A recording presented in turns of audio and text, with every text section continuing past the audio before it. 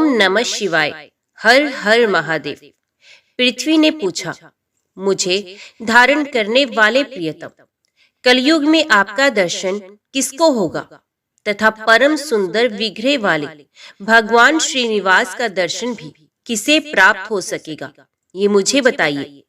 भगवान वराह बोले, देवी सुनो, जो भविष्य में होने वाली बात है उसे भूतकाल की भांति बतला रहा हूं।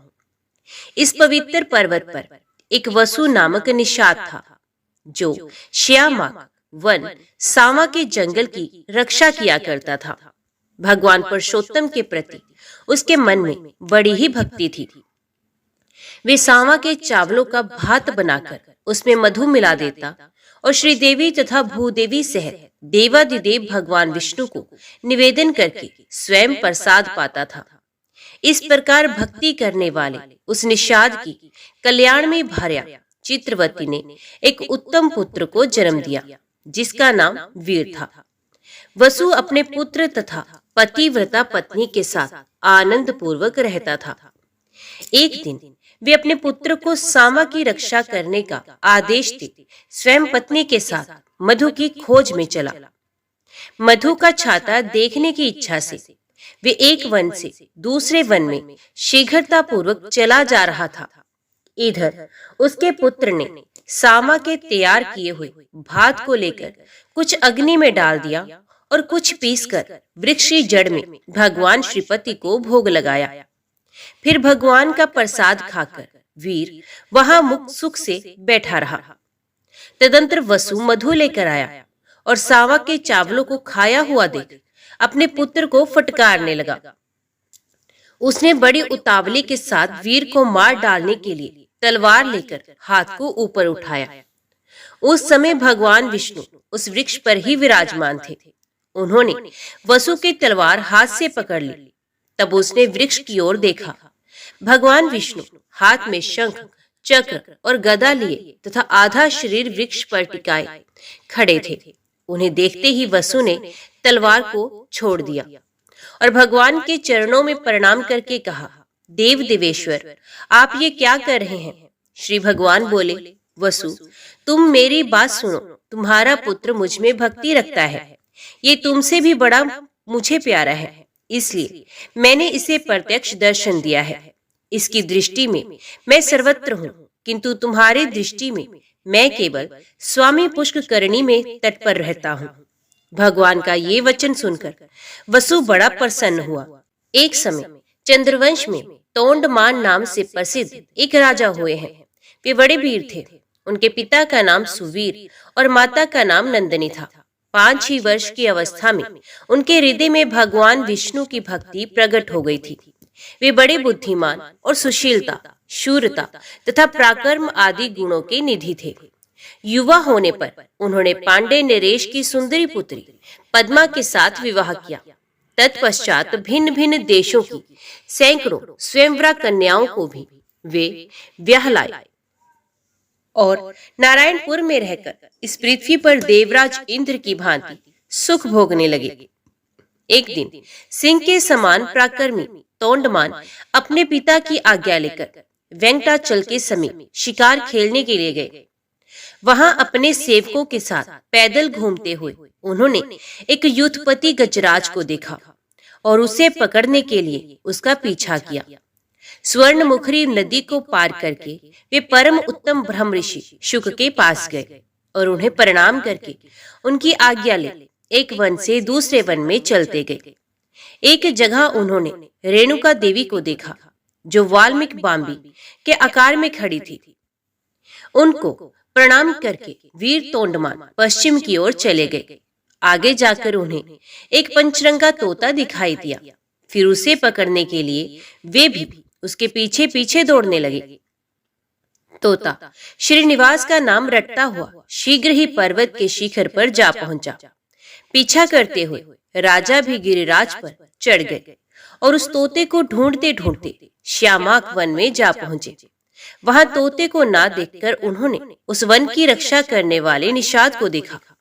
उसने भी राजा को आते देख शीघ्रता पूर्वक आगे आकर उनकी अगवानी की और उन्हें प्रणाम करके विनीत भाव से ये दोनों हाथ जोड़कर खड़ा हो गया।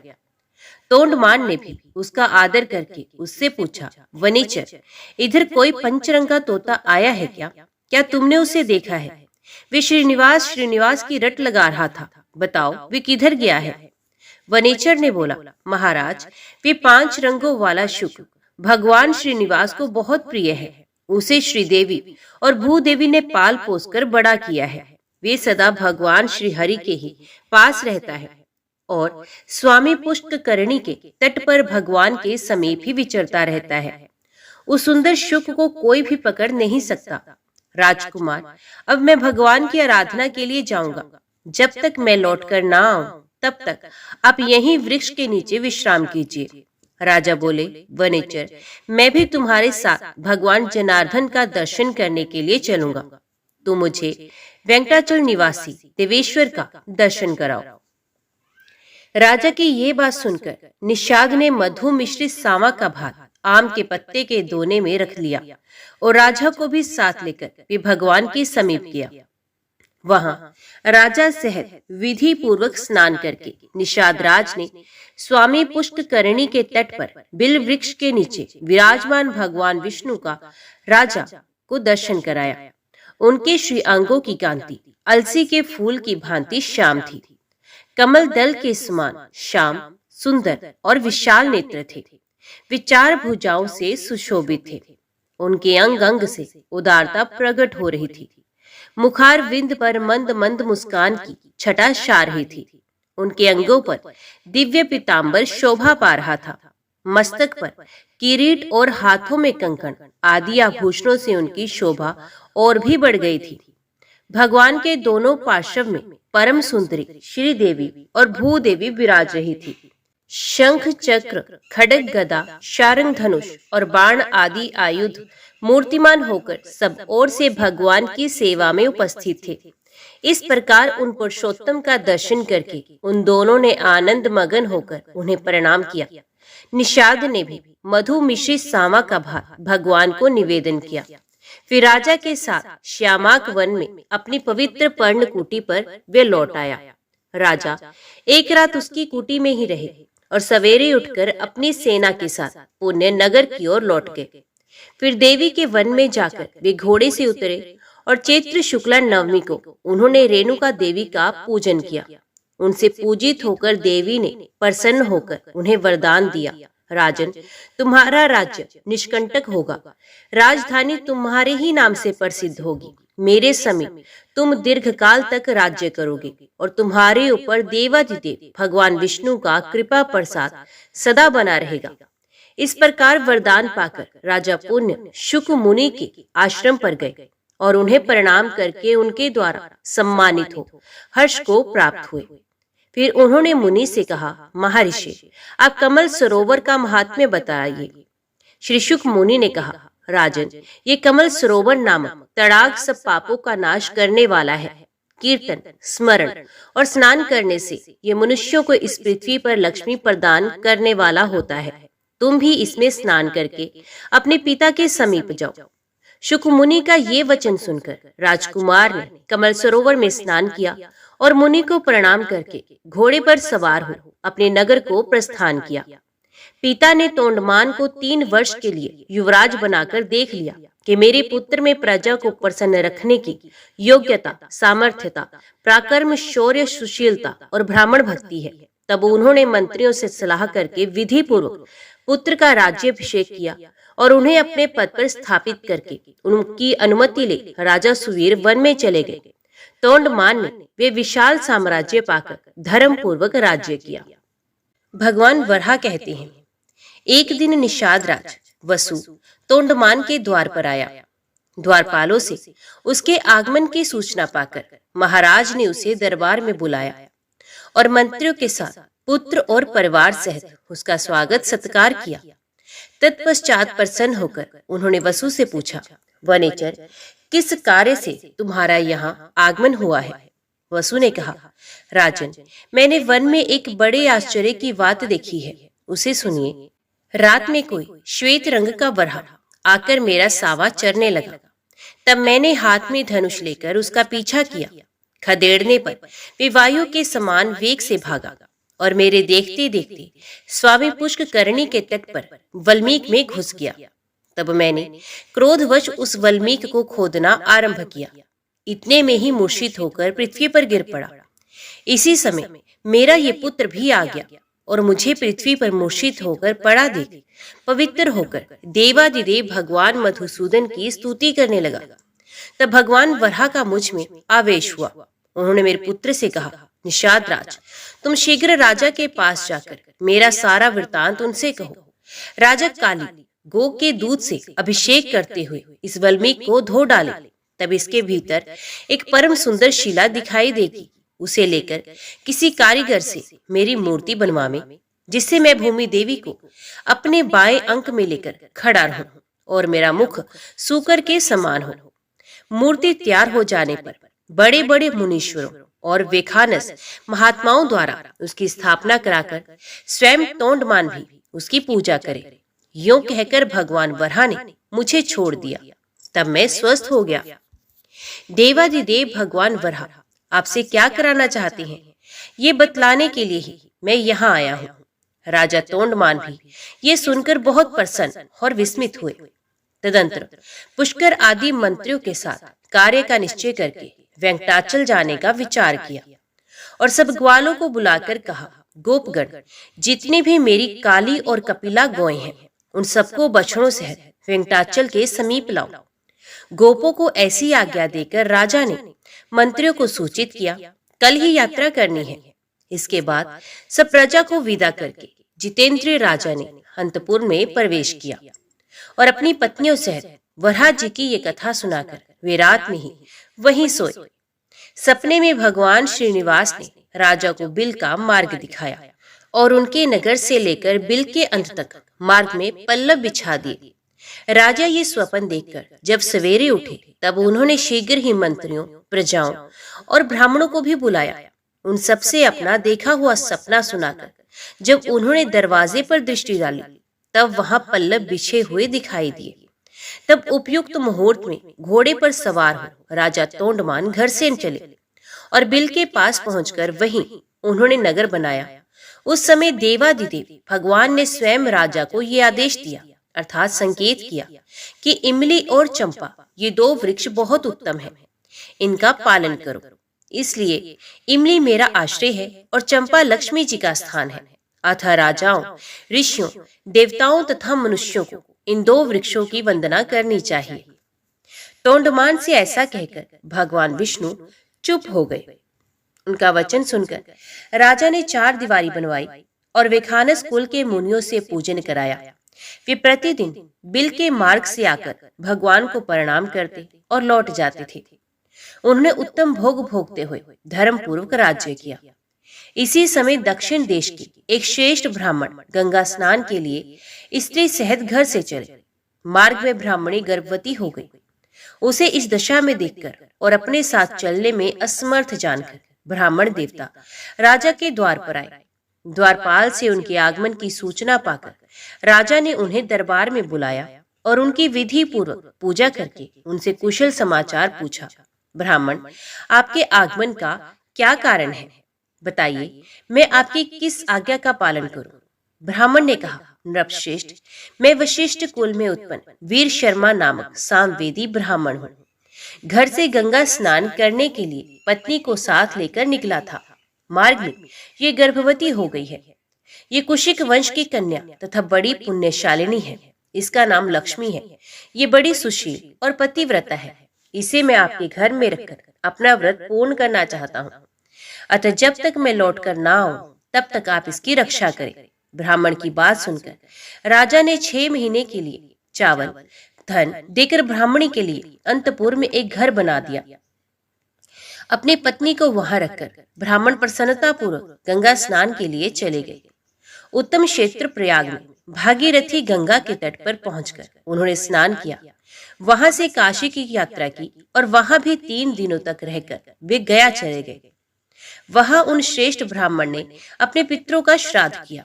तत्पश्चात अयोध्यापुरी की यात्रा करके वे बद्रिका आश्रम को चले गए। फिर शालिग्राम तीर्थ का सेवन करके अपने देश की ओर लौट आए। इसी में 2 वर्ष व्यतीत हो गए। वैशाख मास की शुक्ल पक्षिया एकादशी तिथि को वे पुण्य राजा के पास गए। राजा ब्राह्मणी को भूल गए थे। उन्होंने उसका कभी स्मरण नहीं किया। ब्राह्मणी स्वाभिमानिनी थी। 6 महीने बाद अन्न समाप्त हो जाने पर भी वे मांगने नहीं गई। घर में ही मरकर सूख गई थी। तदंतर वीर शर्मा ब्राह्मण ने गंगा जल की पिटारी खोलकर एक शीशी गंगा जल राजा को भेंट किया और पूछा, मेरी धर्म पत्नी कुशल से तो है ना? तब राजा ने ब्राह्मण को स्मरण करके कहा, आप ठहरिए, मैं भी आता हूँ।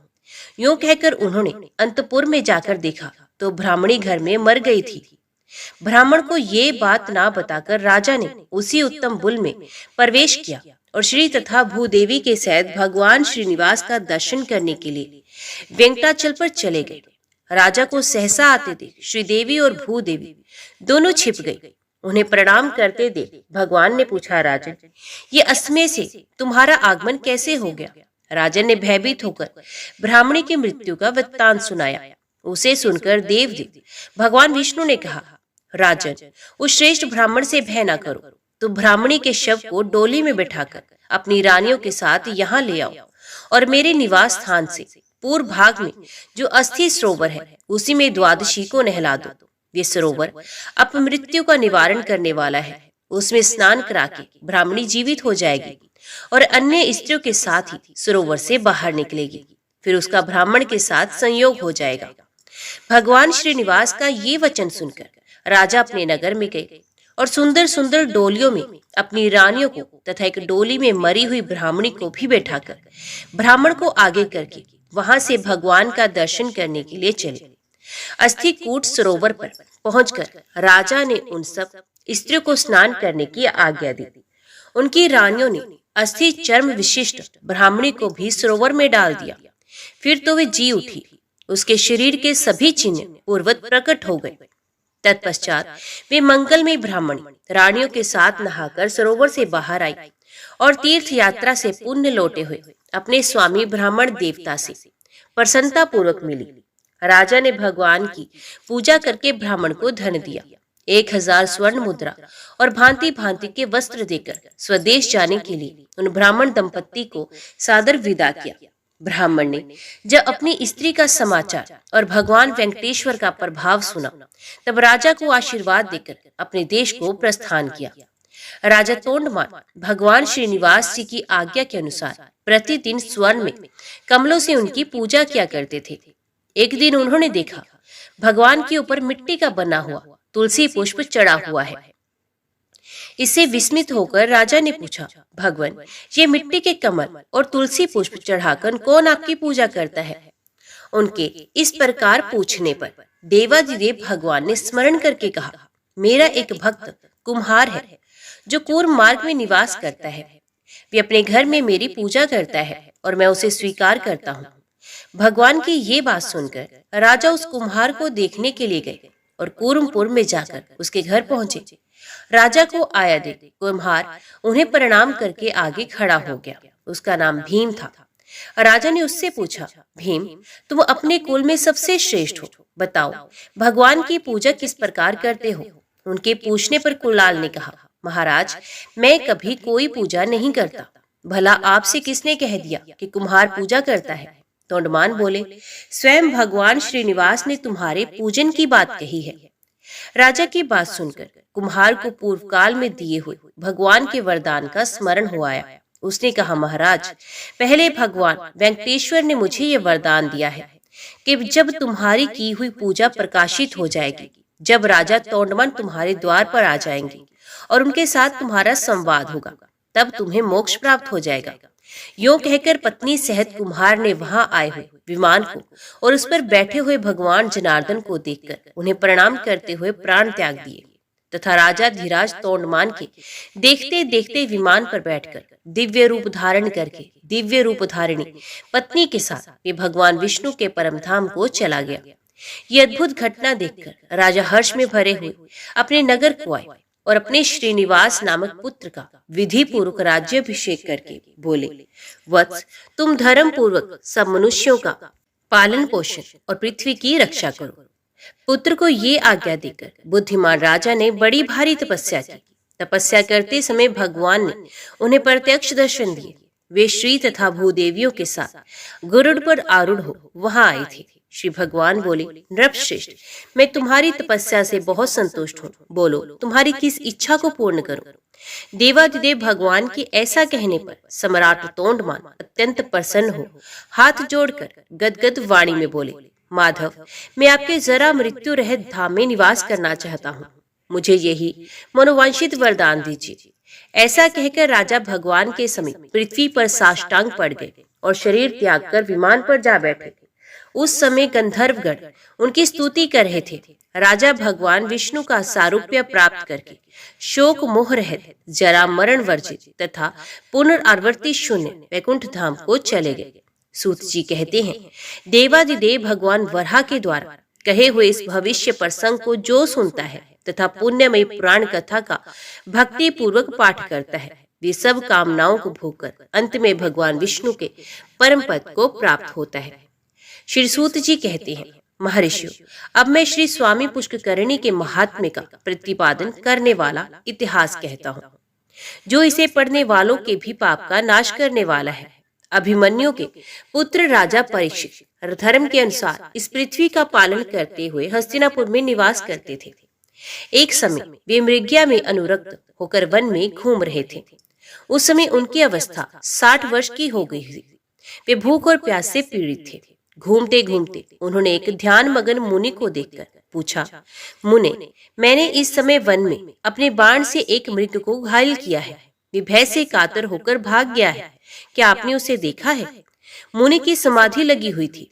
उन्होंने मौन रहने का व्रत भी लिया था। इस कारण राजा को कुछ भी उत्तर नहीं दिया।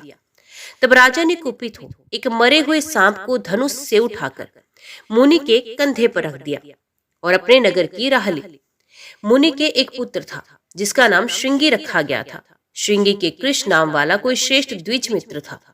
उसने विवाद में अपने मित्र श्रृंगी से व्यंग पूर्वक कहा, सखे, तुम्हारे पिता इस समय मरा हुआ सांप कंधे पर ढो रहे हैं। तुम बहुत घमंड ना दिखाया करो और मेरे आगे वे व्यर्थ क्रोध ना किया करो। ये सुनकर भृंगी कुपित हो उठा और शाप देते हुए बोला, जिस मूढ़ बुद्धि मानव ने मेरे पिता के कंधे पर मरा हुआ सांप रखा है, वे 7वें दिन तक्षक नाग के काटने पर मृत्यु को प्राप्त होगा। इस प्रकार उस मुनि कुमार ने उत्तरानंदन परीक्षित को शाप दे दिया। उसके पिता शमीक मुनि ने जब ये सुना कि मेरे पुत्र ने राजा को शाप दे दिया है, तब वे उससे बोले, अरे, समस्त लोगों की रक्षा करने वाले राजा को तूने शाप क्यों दे दिया? राजा ना रहने पर हम लोग संसार में सुखपूर्वक कैसे रह सकेंगे? क्रोध से पाप होता है और दया से सुख मिलता है। जो मनुष्य मन में आए हुए क्रोध को क्षमा से शांत कर देता है, वे इहलोक और परलोक में भी अतिशय सुख का भागी होता है। क्षमा युक्त मनुष्य ही उत्तम श्रेय प्राप्त करते हैं। बेटे को इस प्रकार समझाकर शमीक ने दोरमुख नाम वाले अपने शिष्य से कहा, वत्स दोरमुख, तुम जाकर राजा परीक्षित से मेरे पुत्र के दिए हुए शाप का वृत्तांत, जिसमें तक्षक नाग के डसने की बात है, बता दो। महामते, फिर शीघ्र मेरे पास लौट आना। शमीक के ऐसा कहने पर दोरमुख ने उत्तरा कुमार राजा परीक्षित के पास जाकर कहा, राजन, आपके द्वारा पिता के कंधे पर रखे हुए मृतिक सर्प को देखकर शमीक के पुत्र श्रृंगी ऋषि ने रोष में आकर आपको यूं शाप दिया है, आज से 7वें दिन अभिमन्यु पुत्र परीक्षित महानाग तक्षक के काटने पर उसके विष अग्नि से जलकर भस्म हो जाए। राजा से ऐसा कहकर दोरमुख शीघ्र लौट गया। उसके जाने पर राजा ने गंगा की बीच धारा में एक ही खंबे का एक बहुत ऊंचा और विस्तृत मंडप बनवाया और भगवान विष्णु के प्रति भक्ति भाव बढ़ाते हुए अनेक देव ऋषि, ब्रह्म ऋषि तथा राज ऋषियों के साथ वे ऊंचे मंडप में रहने लगे। उसी अवसर पर मंत्र जानने वालों में श्रेष्ठ काश्यप नाम वाला ब्राह्मण तक्षक के महान विष से राजा की प्राण रक्षा करने के लिए 7वें दिन वहां जा रहा था। दरिद्र होने के कारण वे राजा से धन पाने की इच्छा रखता था। इसी बीच में तक्षक नाग भी ब्राह्मण का रूप धारण करके आ गया। मार्ग में काश्यप को देखकर उसने पूछा, ब्राह्मण महामुनि, तुम कहाँ जाते हो, मुझे बताओ। काश्यप ने उत्तर दिया, आज महाराज परीक्षित को तक्षक नाग अपनी विष अग्नि से जलाएगा। उसकी विष अग्नि को शांत करने के लिए मैं महाराज के समीप जाता हूँ। तक्षक बोला, विप्रवर, मैं ही तक्षक हूँ। मैं जिसे काट लूं उसकी चिकित्सा 100 वर्षों में भी 10,000 महामंत्रों से भी नहीं हो सकती। यदि तुम में मेरे काटे हुए को भी अपनी चिकित्सा द्वारा जिला देने की शक्ति हो तो बहुत ऊंचे इस वृक्ष को मैं डसता हूँ, तुम जिला दो। यूं कहने पर तक्षक ने उस वृक्ष को काट लिया। उसके डसते ही वे अत्यंत ऊंचा वृक्ष जलकर भस्म हो गया। उस वृक्ष पर पहले से ही कोई मनुष्य चढ़ा हुआ था। वे भी तक्षक की विष की ज्वालाओं से दग्ध हो गया। तब मंत्रों में से श्रेष्ठ काश्यप ने अपनी मंत्र शक्ति से उस जले हुए वृक्ष को भी जिला दिया। उसके साथ ही वे मनुष्य भी जी उठा। ये देख तक्षक ने मंत्र कुशल काश्यप से कहा, ब्राह्मण, राजा तुम्हें जितना धन दे सकता है उसे दूना मैं देता हूँ। इसे लेकर शीघ्र लौट जाओ। यों कहकर तक्षक ने उससे बहुमूल्य रत्न देकर लौटा दिया। तत्पश्चात तक्षक ने सब सर्पों को बुलाकर कहा, तुम सब लोग मुनियों के वेश धारण करके राजा के पास जाओ और उन्हें भेंट में फल समर्पित करो। बहुत अच्छा कहकर सभी राजा को फल देने लगे। उस समय तक्षक भी किसी बेर के फल में कृमि का रूप धारण करके राजा को डसने के लिए बैठ गया। ब्राह्मण रूपी सर्पों के दिए हुए सभी फल राजा परीक्षित ने बूढ़े मंत्रियों को देकर कौतूहलवश एक मोटे फल को हाथ में ले लिया। इसी समय सूर्य भी अस्ताचल पर पहुंच गए। उस फल में सब लोगों ने तथा राजा ने भी एक लाल रंग का कीट देखा। वही तक्षक था। उसने शीघ्र ही फल से निकलकर राजा के शरीर को लपेट लिया। ये देख आसपास बैठे हुए सब लोग भय से भाग गए। ब्राह्मणों, तक्षक की अत्यंत प्रबल विषाग्नि से राजा परीक्षित मंडप से तत्काल जलकर भस्म हो गए।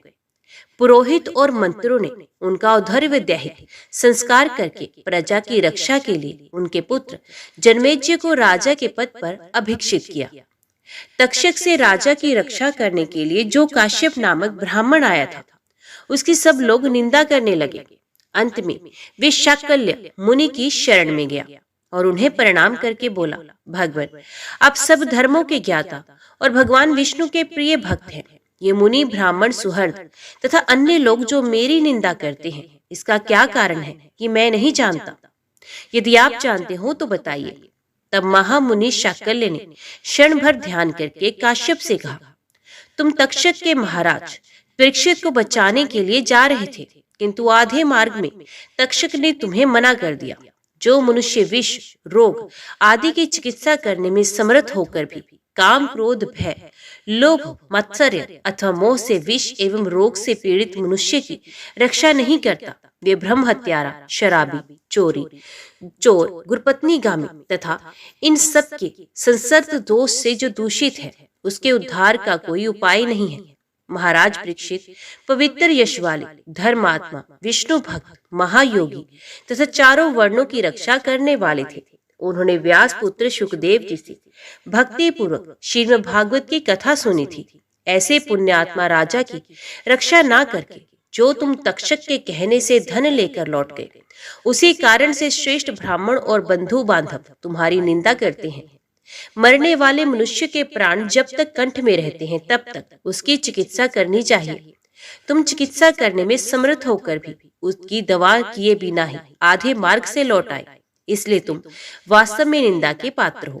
काश्यप बोले, उत्तम व्रत का पालन करने वाले शाकल्य जी, मेरे दोष की शांति के लिए कोई उपाय बताइए जिससे मेरे बंधु बांधव और सुहृद मुझे ग्रहण करें। आप भगवान के प्रिय भक्त हैं, मुझ पर अवश्य कृपा करें। तब मुनिवर शाकल्य ने क्षण भर ध्यान करके कृपा पूर्वक काश्यप से कहा, ब्राह्मण, इस पाप की शांति के लिए मैं तुम्हें एक उपाय बताता हूँ। स्वर्णमुखरी नदी के तट पर भगवान लक्ष्मीपति की निवास भूमि है। उसका नाम वेंकटाचल है, जो सब लोगों में पूजित है। उसका दूसरा नाम शेषाचल भी है। वे परम पवित्र तथा देवता और दानवों से भी वंदित है। ब्रह्महत्या, सूरापान तथा स्वर्ण की चोरी आदि बड़े बड़े पापों का विनाश करने वाला है। उसी पर्वत पर स्वामी पुष्करणी है, जो सब पापों का निवारण करने वाली है। वे मंगलदायिनी पुष्करणी भगवान श्रीनिवास के स्थान से उत्तर दिशा में है। तुम वेंकटाचल पर जाकर कल्याण में स्वामी पुष्करणी में संकल्प पूर्वक स्नान करो। फिर पश्चिम तट पर बसे हुए वराह स्वामी की सेवा करके भगवान के मुख्य मंदिर में जाओ। वहां भक्तों को अभय प्रदान करने वाले शंख चक्रधारी वनमाला विभूषित स्वर्णचल निवासी भगवान श्रीनिवास का विधिवत पूजन करके दर्शन करके तुम सब पापों से मुक्त हो जाओगे। ये सुनकर मुनिवर काश्यप ने देव दानव वंदित स्वामी पुष्करणी में नियम पूर्वक स्नान किया। इससे वे शुद्ध और स्वस्थ हो गए। फिर सब बंधु बांधवों ने उनका विधि पूर्वक पूजन करके कहा, आप निस्संदेह हमारे पूज्य हैं। ब्राह्मणों, इस प्रकार मैंने आप लोगों से वेंकटाचल की महिमा का वर्णन किया है। जो मनुष्य भक्ति पूर्वक इसे सुनता है वे विष्णु लोक में प्रतिष्ठित होता है। ऋषि बोले, सूत जी, आप स्वामी पुष्करणी तीर्थ की महिमा का पुण्य वर्णन कीजिए। सूत जी ने कहा, जो लोग स्वामी तीर्थ में स्नान करते हैं वे तामिस्त्र, अंधतामिस्त्र, महारोरव, रोरव, कुंभीपाक, कालसूत्र, अस्पत्रवर्ण, कृंभीभक्ष, अंधकूप, संदश, शालमली, लालाभक्ष, अविची, सारमेयादन, वज्रकर्णक, शारकर्दमपातन, रक्षोगणाशन, शूल प्रोत निरोधन, तिरोधान, सूचिमुख, पूयभक्ष, शोणितभक्ष और विष आग्नि परिपीडन आदि 28 नरकों में नहीं जाते। जो दूसरों के धन, संतान और स्त्रियों का अपहरण करने वाले हैं वे बहुत वर्षों तक तामिस्त्र नामक भयंकर नरक में डाला जाता है। जो अधम मनुष्य माता पिता और ब्राह्मणों से द्वेष रखता है वे 10,000 योजन विस्तृत कालसूत्र नरक में डाला जाता है। जो वेद मार्ग का उल्लंघन करके कुपथ पर चलता है वे यमदूतों द्वारा भयंकर अस्पत्र वन में गिराया जाता है। जो पकवान और दाल शाक आदि अन्न पंक्ति भेद करके खाता है और मोहवश पंच यज्ञों का अनुष्ठान किए बिना ही भोजन करता है विकृमी भोजन नरक में डाला जाता है, जहाँ सैकड़ों कीड़े उसको खाते हैं और वे भी कीड़ों को ही खाकर रहता है।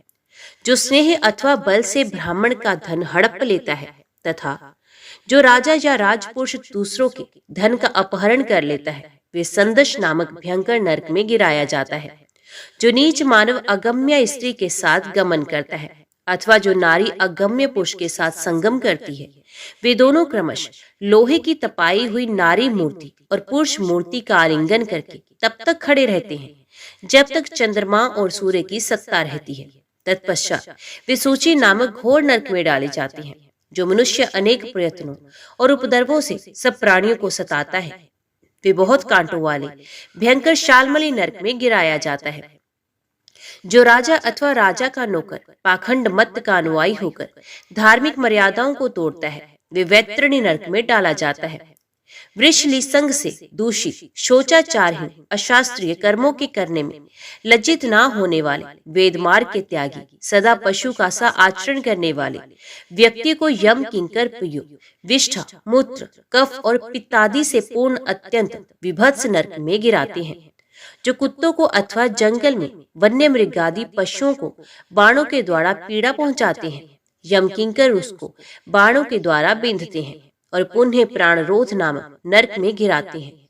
जो पाखंडी यज्ञ में पशुओं की हत्या करता है वे परलोक में वैश्यस नामक नरक में गिराया जाता है। जो लुटेरों के मार्ग का आश्रय लेकर दूसरों को जहर देता, गांव को जला डालता और बनिए के धन का अपहरण करता है कि परलोक में वज्रदंष्ट्र नामक भयानक नरक में दीर्घकाल तक के लिए डाल दिया जाता है। ये तथा और भी जितने नरक हैं उन सब में वे मनुष्य कभी नहीं पड़ता जो स्वामी पुष्करणी तीर्थ में गोता लगाता है।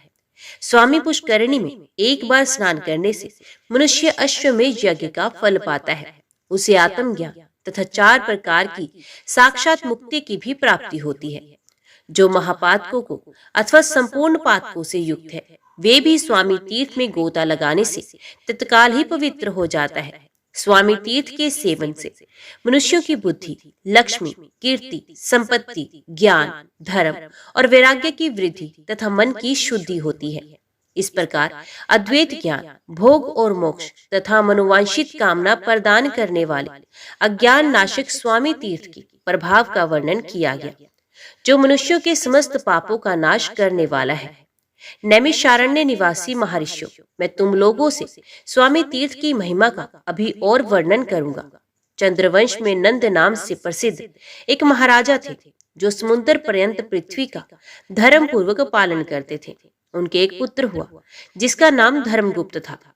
नंद ने राज्य की रक्षा का भार अपने पुत्र पर रख दिया और स्वयं इंद्रियों को वश में करके आहार पर विजय पाकर तपस्या के लिए तपोवन में चले गए। पिता के तपोवन चले जाने पर राजा धर्मगुप्त ने सारी पृथ्वी का पालन किया। वे धर्मों के ज्ञाता और नीतिपरायण थे। उन्होंने अनेक प्रकार के यज्ञ द्वारा इंद्र आदि देवताओं का पूजन किया और ब्राह्मणों को धन एवं बहुत से क्षेत्र प्रदान किए। उनके शासनकाल में समस्त प्रजा अपने अपने धर्म का पालन करती थी। उनके राज्य में कभी चोर आदि से किसी को कष्ट नहीं प्राप्त हुआ। एक दिन धर्मगुप्त उत्तम घोड़े पर सवार हो वन में गए। वहीं रात हो गई। विनयशील राजा ने वहीं साय संध्या की उपासना करके वेद माता गायत्री का जप किया। तत्पश्चात सिंह, व्याघ्र आदि के भय से वे एक वृक्ष पर जा बैठे। उस वृक्ष के पास एक रीछ आया, जो सिंह के भय से पीड़ित था। वन में विचरने वाला एक सिंह उस रीछ का पीछा कर रहा था। रीछ वृक्ष पर चढ़ गया। वहां उसने महान बल पराक्रम से संपन्न राजा धर्मगुप्त को बैठे देखा। उन्हें देखकर रीछ बोला, महाराज भय न करो, हम दोनों रात भर यहीं रहेंगे, क्योंकि वृक्ष के नीचे बड़ा भयंकर सिंह आया हुआ है। महामते, तुम आधी रात तक निर्भय होकर नींद लो, मैं सजग होकर तुम्हारी रक्षा करता रहूंगा। उसके बाद जब मैं सो जाऊं, तब शेष आधी रात तक तुम मेरी रक्षा करना। रीछ की ये बात सुनकर धर्मगुप्त सो गए। उस समय सिंह ने रीछ से कहा, ये राजा तो सो गया, अब तुम इसे मेरे लिए नीचे गिरा दो। तब धर्मज्ञ रीछ ने सिंह को उत्तर दिया, वनचारी मृगराज, तुम धर्म को नहीं जानते। अहो, विश्वासघात करने वाले प्राणियों को संसार में बड़ा कष्ट भोगना पड़ता है। मित्रद्रोहियों का पाप 10,000 यज्ञों के अनुष्ठान से भी नष्ट हो नहीं होता। ब्रह्मत्या आदि पापों का तो किसी प्रकार निवारण हो सकता है, परंतु विश्वासघातियों का पाप कोटि जन्मों में भी नष्ट नहीं हो सकता। सिंह, मैं मेरु पर्वत को इस पृथ्वी का बड़ा भारी भार नहीं मानता। संसार में जो विश्वासघाती हैं, उसी को मैं भूतल का महान भार समझता हूँ। रीछ के ऐसा कहने पर सिंह चुप हो गया। तत्पश्चात धर्मगुप्त जागे और रीछ वृक्ष पर सो गया। तब सिंह ने राजा से कहा, इस रीछ को नीचे छोड़ दो। तब राजा ने अपने अंक में सर रखकर सोई हुई रीछ को पृथ्वी पर ढकेल दिया। राजा के गिराने पर रीछ वृक्ष की डाली पकड़ता लटक गया। वे पुण्यवश वृक्ष से नीचे नहीं गिरा। अब वे राजा के पास आकर क्रोधपूर्वक बोला, राजन, मैं इच्छानुसार रूप धारण करने वाला ध्यान काष्ट नामक मुनि हूँ। मेरा जन्म भृगुवंश में हुआ है। मैंने स्वेच्छा से रीछ का रूप धारण किया है। मैंने तुम्हारा कोई अपराध नहीं किया था, फिर सोते समय तुमने मुझे क्यों ढकेला? जाओ, मेरे शाप से बहुत शीघ्र पागल होकर पृथ्वी पर विचरो। राजा को इस प्रकार शाप देकर मुनि ने सिंह से कहा, तुम सिंह नहीं, महायक्ष हो। पहले कुबेर के मंत्री थे। एक दिन अपनी स्त्री के साथ हिमालय के शिखर पर आकर अनजाने में गौतम मुनि के समीप ही तुम विहार करने लगे।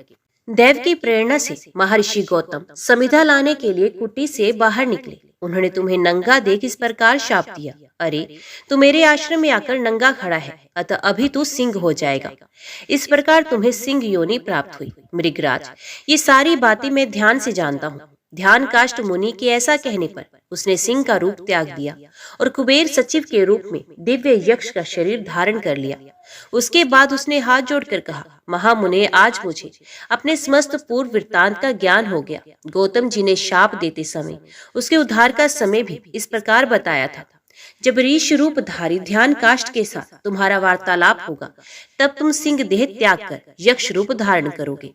यूं कहकर वे यक्षराज मुनिवर ध्यान काष्ट को प्रणाम करके उत्तम विमान पर बैठा और अलकापुरी को चला गया।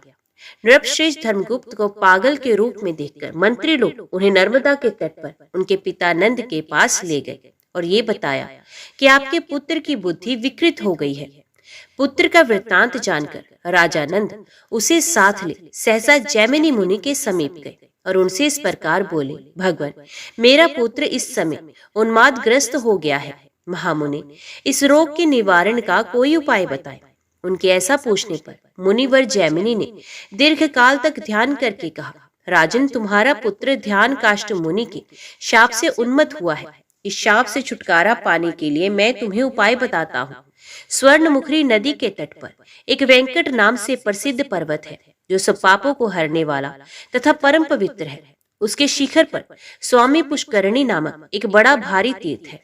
महामते, वहीं ले जाकर अपने पुत्र को उसमें नहलाओ। ऐसा करने से इसका उन्माद तत्काल नष्ट हो जाएगा। ये सुनकर राजा नंद ने मुनि श्रेष्ठ जैमिनी को प्रणाम किया और पुत्र को लेकर वे स्वामी पुष्करणी तीर्थ को गए। वहां नियम पूर्वक पुत्र को नहलाया। स्नान करते ही उसी क्षण उसका उन्माद नष्ट हो गया। राजा नंद ने स्वयं भी स्वामी पुष्करणी के जल में स्नान किया, फिर पुत्र के साथ एक दिन उस तीर्थ में निवास किया और वेंकटगिरी के स्वामी दयानिधान भगवान श्रीनिवास की सेवा करके पुण्य तपस्या के लिए वन को प्रस्थान किया। पिता के चले जाने पर राजा धर्मगुप्त ने भगवान वेंकटेश्वर में भक्ति रखते हुए ब्राह्मणों को बहुत धन धान्य और क्षेत्र प्रदान किए। तत्पश्चात मंत्रियों के साथ वे अपनी नगरी को चले गए। ब्राह्मणों, इस प्रकार तुमसे मैंने राजा धर्मगुप्त की कल्याणमयी कथा सुनाई। इसके श्रवण मात्र से ब्रह्म हत्या का नाश हो जाता है। ओम नमः शिवाय। हर हर महादेव। आज के वीडियो में इतना ही। उम्मीद करती हूँ वीडियो आपको पसंद आई होगी। वीडियो पसंद आई हो तो वीडियो को लाइक और चैनल को सब्सक्राइब जरूर कीजिएगा। ओम नमः शिवाय लिखकर कमेंट बॉक्स में अपनी हाजिरी और अपने सुझाव देना ना भूलिएगा। तो मिलते हैं अगली कथा अगले अध्याय के साथ। तब तक के लिए देखते व सुनते रहिए। जय मां कंजर, जय माता दी।